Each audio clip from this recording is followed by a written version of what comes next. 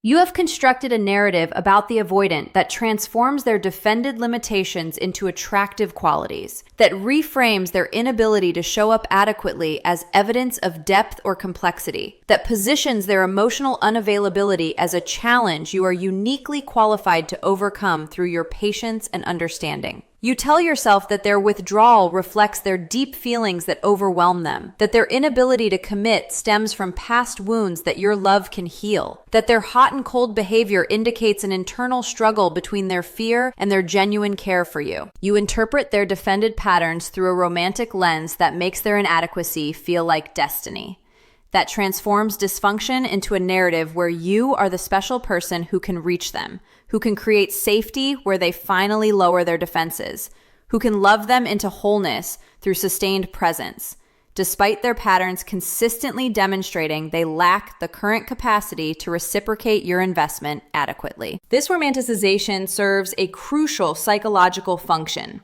It allows you to maintain hope when evidence suggests hopelessness, permits you to continue investing when rational assessment would recommend withdrawal, enables you to frame their harmful patterns as temporary obstacles rather than as fundamental incompatibility between their demonstrated capacity and your legitimate needs.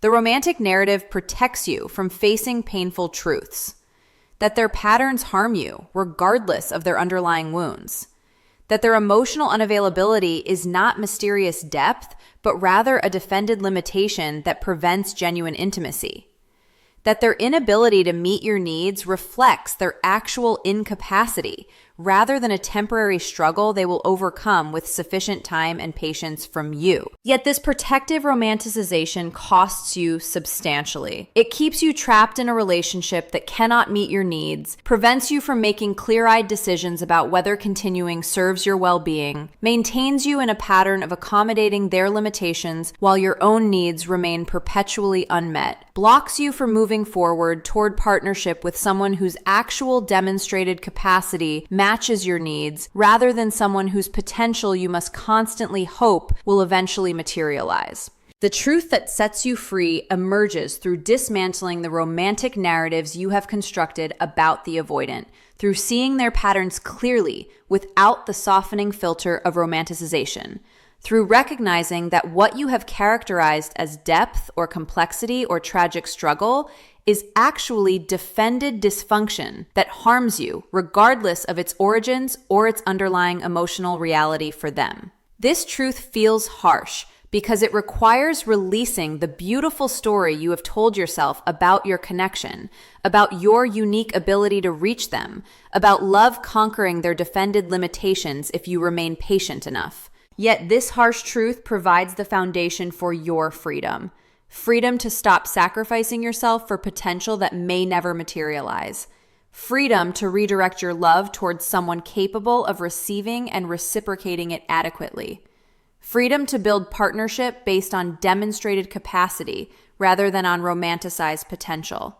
Freedom to choose yourself rather than continuing to choose hope that evidence suggests is misplaced. You've mistaken their emotional unavailability for depth and mystery. You have interpreted their avoidance, their defended emotional opacity, as evidence of profound inner complexity. You have characterized their inability or unwillingness to share their feelings as mysterious depth that makes them more intriguing than people who communicate openly about their internal experience. The avoidance of silence about their emotions, their vague responses when you ask how they feel, their tendency to deflect or minimize when conversations turn toward vulnerable territory, all these patterns that reflect their defended limitations to engage emotionally have been reframed in your perception as indicators that they possess a rich internal world that exists beneath the surface presentation, that they feel things deeply but struggle to express those feelings, that their emotional unavailability signals intensity of feeling rather than absence or avoidance of feeling. This reframing transforms their dysfunction into an attractive quality that draws you in,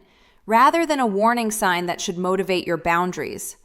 The romanticization of their emotional unavailability as depth serves to make their patterns feel special, rather than recognizing these patterns as common, defended limitations that many avoidants share.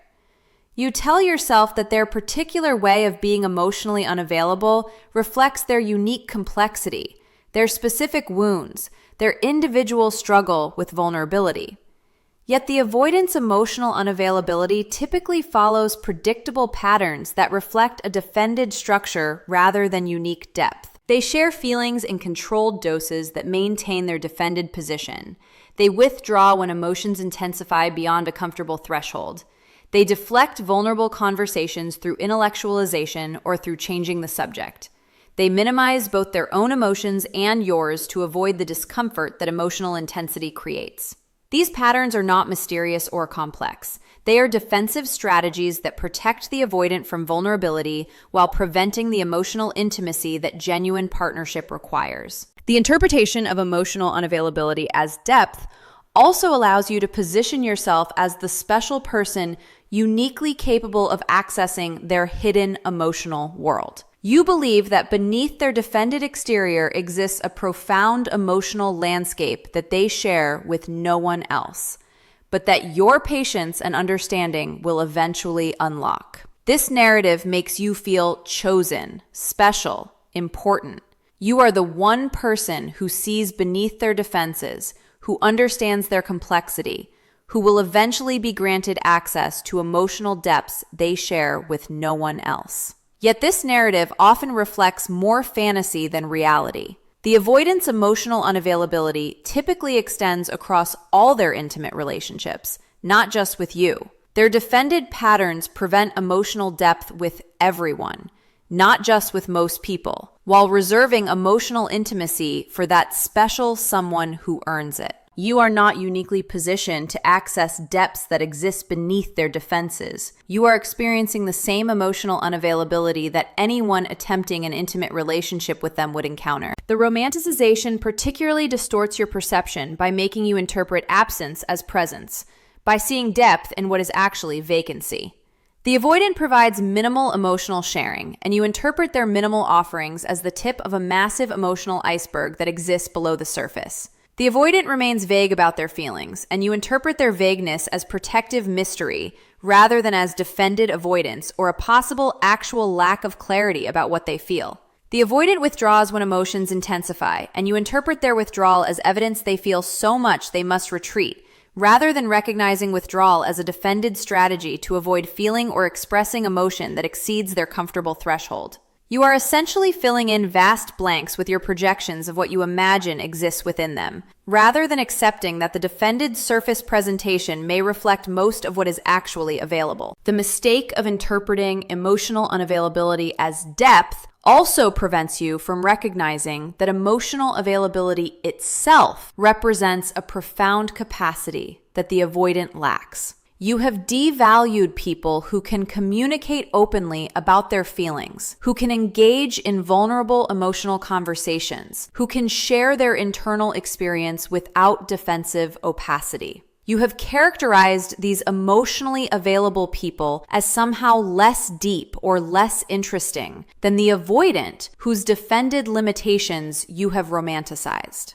Yet emotional availability requires substantial psychological capacity, the ability to identify and articulate feelings, the courage to be vulnerable about internal experience, the skill to engage in emotional intimacy without defensive retreat.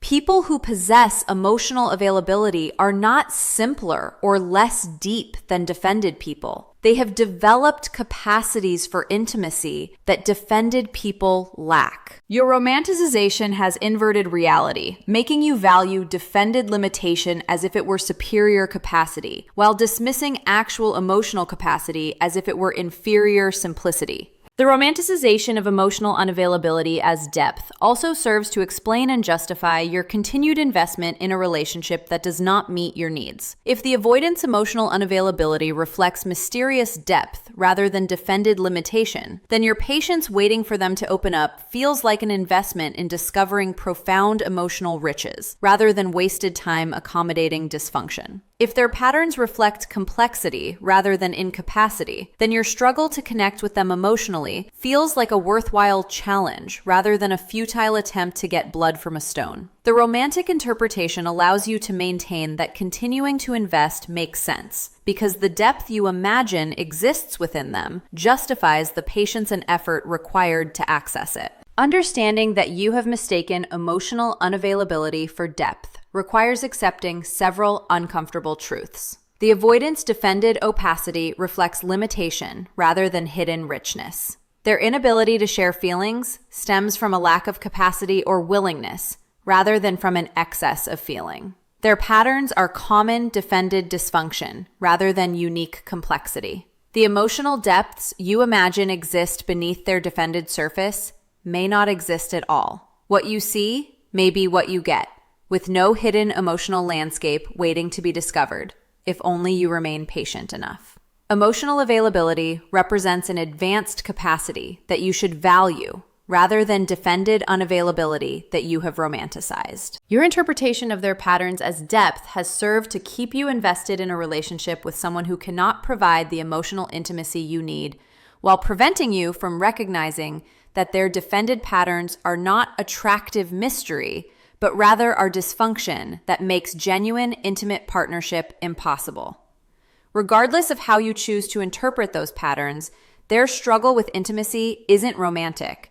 It's a pattern that harms you repeatedly. You have poeticized the avoidant's inability to sustain intimacy. You have characterized their push-pull dynamic as evidence of passionate internal conflict. You have framed their pattern of pursuing you when you withdraw and withdrawing when you pursue as a romantic dance, rather than recognizing this pattern as defended dysfunction that creates sustained insecurity and suffering for you. You tell yourself that their struggle with intimacy reflects how deeply they care about you, that they feel so much they must retreat, that closeness overwhelms them because the connection is so profound, that their fear of losing you generates their withdrawal because you matter so intensely to them. This romantic interpretation transforms their harmful patterns into evidence of deep feeling, making their inability to show up consistently feel like proof of significance rather than a demonstration of incapacity. The romanticization of their intimacy struggles particularly manifests in how you interpret their withdrawal after periods of closeness. When the avoidant pulls away after you have shared a vulnerable moment, after you have spent meaningful time together, after connection has deepened toward greater intimacy, you interpret their withdrawal as evidence that the intimacy affected them profoundly, that they need space to process the intense feelings the closeness generated, that their retreat indicates how much the connection matters rather than reflecting their defended discomfort with vulnerability. Yet this interpretation inverts the actual dynamics. The avoidant withdraws not because intimacy affected them so deeply they must retreat to process their feelings, but rather because intimacy exceeded their comfortable threshold and activated their defenses that protect them from vulnerability they experience as threatening. The withdrawal serves their defended comfort rather than serving deep feeling. It allows them to regulate their anxiety about closeness by creating distance that restores their sense of autonomy and control. You have also romanticized the avoidant's return after withdrawal, interpreting their cycle of leaving and coming back as evidence of a bond that pulls them back despite their fear, as a demonstration that the connection between you is powerful enough to overcome their defended resistance. You see their return as a romantic gesture that proves they cannot stay away, that they miss you too much to maintain the distance, that the relationship is strong enough to survive their patterns. Yet the return typically reflects not the pull of a profound bond, but rather the avoidance attachment system activating when distance becomes too great or when they fear losing you permanently. The avoidant returns not because an intimate bond draws them back, but because their nervous system cannot tolerate complete disconnection, because they have become dependent on your presence in ways they cannot acknowledge, because losing you would mean losing the comfort and stability your accommodating presence provides their defended position. The romanticization prevents you from recognizing that the avoidance intimacy struggles create real, measurable harm to your well-being. Regardless of their underlying causes or their emotional reality for the avoidant, the push-pull dynamic generates sustained anxiety in you about the relationship's status, about whether they will withdraw again, about whether increased closeness will trigger their next retreat. You exist in a state of hypervigilance where you monitor their emotional temperature, where you attempt to predict and prevent their withdrawal, where you can never fully relax into security because their patterns have taught you that closeness precedes distance. This chronic anxiety affects your sleep, your concentration, your ability to be present in other areas of your life.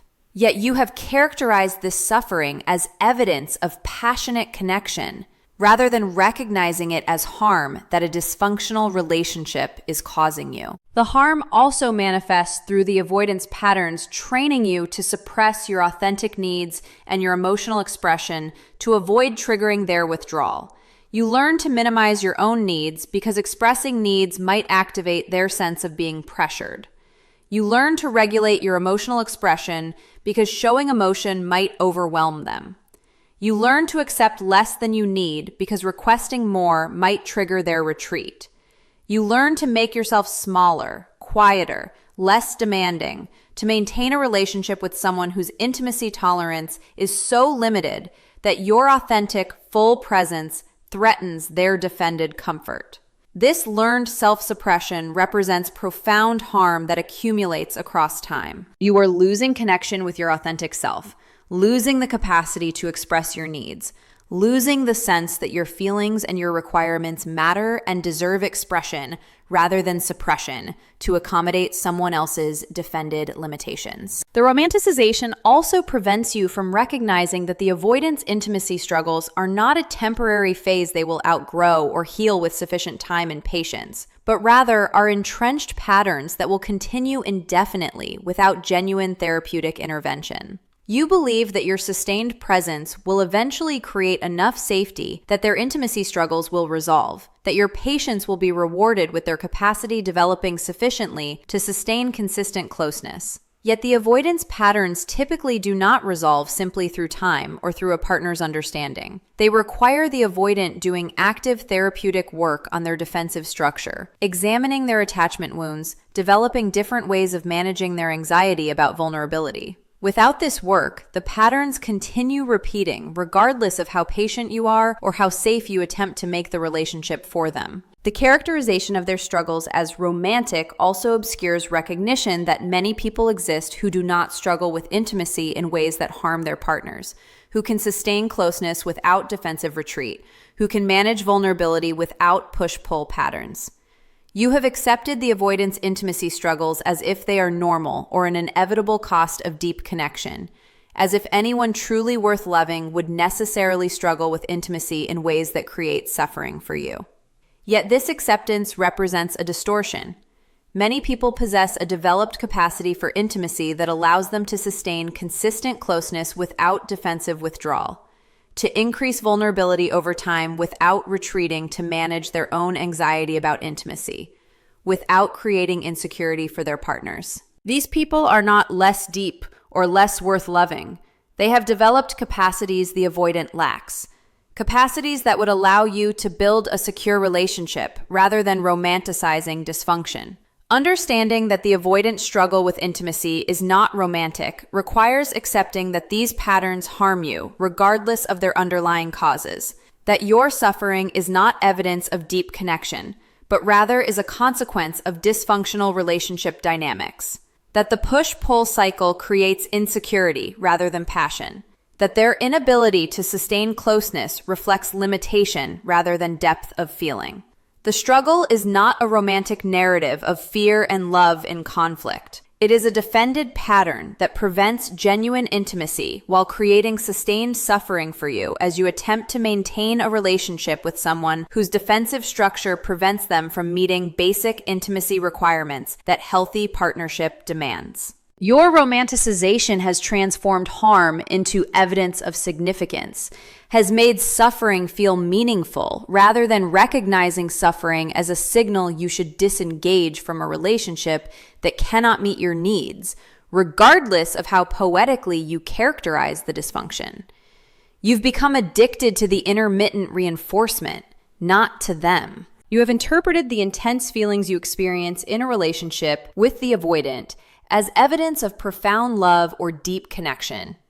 You have characterized the preoccupation and the anxiety as indicators that this relationship matters more than previous relationships where you felt more secure and less obsessed.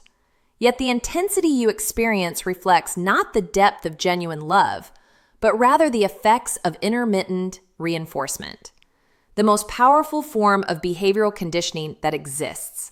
The pattern that creates addiction-like psychological states where you become hooked on pursuing unpredictable reward rather than being genuinely bonded to the specific person providing that reward. You are addicted to the push-pull dynamic, to the uncertainty, to the intermittent moments of closeness that feel intensely rewarding precisely because they are unpredictable and surrounded by periods of withdrawal. This addiction to the pattern feels like deep love because addiction and love activate similar neural pathways and create similar subjective experiences of preoccupation and longing. Yet addiction and love are fundamentally different, and mistaking addiction for love keeps you trapped in a harmful dynamic while believing you are experiencing a profound connection. The intermittent reinforcement operates through the avoidant's unpredictable pattern of availability and withdrawal. The avoidant is not consistently unavailable. If they were, you would grieve and move on. The avoidant is not consistently available. If they were, you would feel secure and the relationship would lack the intense quality you have mistaken for passion. Instead, the avoidant provides sporadic availability, occasional moments of genuine connection, unpredictable periods where they are emotionally present before retreating into defended distance. This intermittent pattern creates far more powerful conditioning than consistent reward or consistent absence, because your nervous system becomes focused on predicting and obtaining the unpredictable positive reinforcement, generating a sustained state of vigilant pursuit where you are constantly trying to earn or secure their availability. The addiction manifests through the intense high you experience when the avoidant is available and engaged.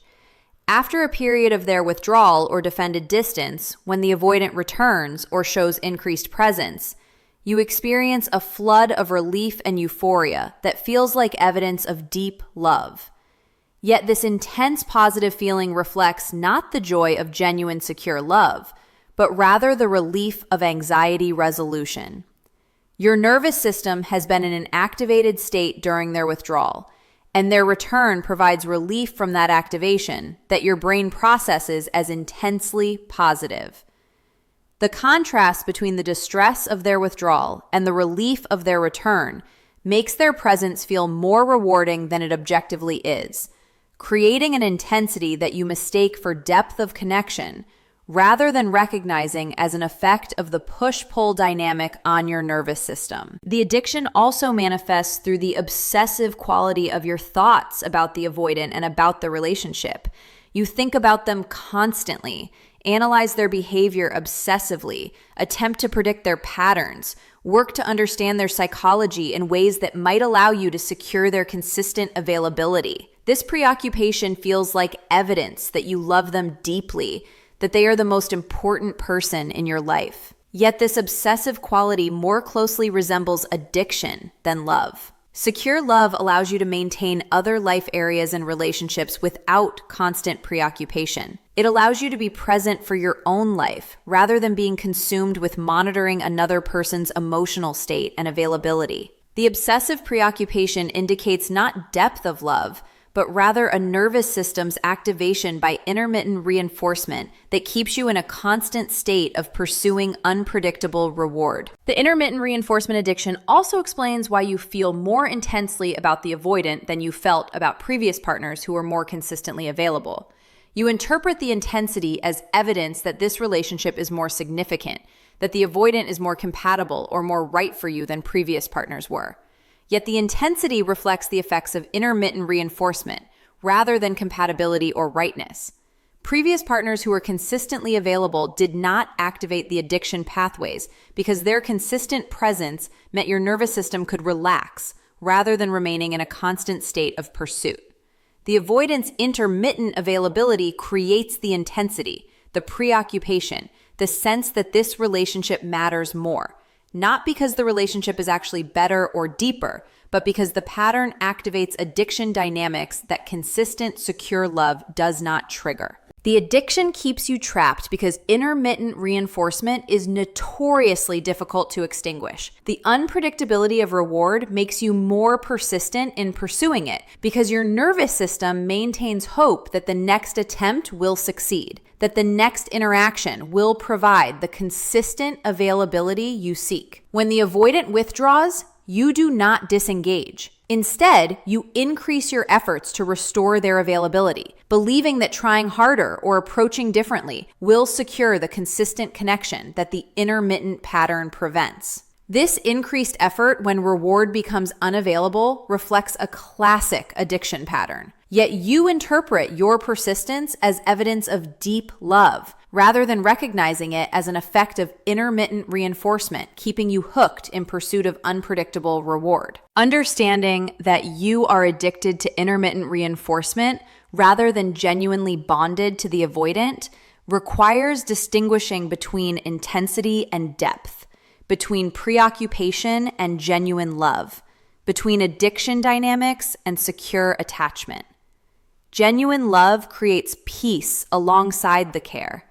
It allows you to maintain a balanced life. It does not require constant vigilance or obsessive focus on another person's availability. Genuine secure attachment allows you to be present for your own life while trusting in the relationship's stability rather than consuming all your energy monitoring whether your partner will withdraw. The intensity you feel with the avoidant reflects an activated nervous system responding to intermittent reinforcement, not the depth of secure mutual love. Your preoccupation indicates addiction to the pattern rather than a deep bond to the person. The difficulty leaving despite recognizing the relationship does not meet your needs reflects not deep love worth fighting for, but rather addiction dynamics that make disengagement difficult, even when rational assessment indicates disengagement serves your well-being. Recognizing this truth, that you are addicted to the pattern rather than deeply bonded to the person, allows you to understand why the relationship feels so compelling despite being so harmful. Why you cannot seem to leave despite knowing you should. Why you feel more intensely about this dysfunctional relationship than you felt about previous healthier relationships. The intensity is not evidence that this relationship is special or worth preserving. The intensity is evidence of intermittent reinforcement, creating addiction dynamics that your romantic interpretation has mistaken for deep love. Freeing yourself requires recognizing the addiction, understanding that the compelling feelings reflect conditioning rather than a genuine bond, accepting that the relationship's intensity indicates dysfunction rather than depth, and allowing yourself to disengage from a pattern that has hijacked your nervous system while framing that hijacking as evidence of a profound connection worth sacrificing your well-being to maintain. The right person narrative keeps you trapped in waiting for transformation. You have adopted a narrative that positions you as the right person who can help the avoidant heal, who can create sufficient safety for them to lower their defenses, who can love them in ways that will eventually allow them to overcome their patterns and to show up adequately in a relationship. This narrative serves a crucial function in maintaining your investment. Despite accumulating evidence that the avoidant lacks the current capacity to meet your needs, the right person framework allows you to believe that their inadequacy is not a permanent limitation, but rather a temporary protection that will dissolve once you prove yourself to be the safe person they can trust. You interpret every small gesture of vulnerability as evidence that your rightness for them is working, that you are gradually earning their trust, that sustained patience will eventually be rewarded with their transformation into a partner who can meet your needs consistently.